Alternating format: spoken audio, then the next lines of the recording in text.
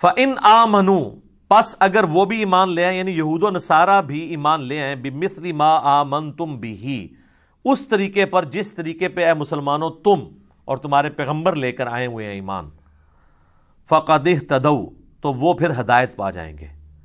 لیکن ظاہر ہے وہ کہاں سے لائیں؟ کرسچنز جو ہیں وہ حضرت عیسیٰ علیہ السلام کو مانتے تھے، نبی علیہ السلام کا انکار کرتے تھے۔ جیوز جو ہیں وہ حضرت موسیٰ علیہ السلام کو مانتے تھے، عیسیٰ علیہ السلام کا اور ہمارے محبوب صلی اللہ علیہ وسلم کا انکار کرتے تھے۔ تو اللہ تعالیٰ پھر ان کو ساتھ ہی فرما رہا ہے وَإِن تَوَلَّوْا، اگر یہ منہ پھیر لیں، فَإِنَّمَا هُمْ فِي شِقَاقٍ، تو یہ خوب جان لو کہ وہ شکی ہو چکے ہیں، مخالفت پہ تلے ہوئے ہیں۔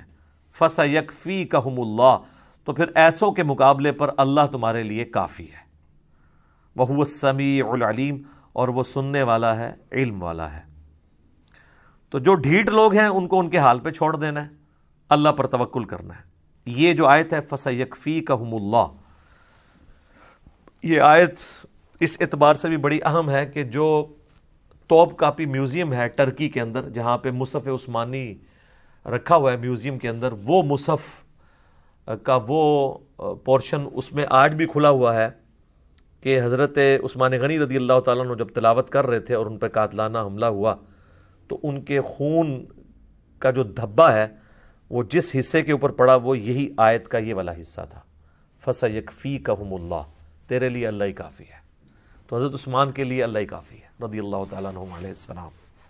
تو یہ ایک سمجھ لیں کرامت ہے حضرت عثمان کی، وہ آج تک موجود ہے۔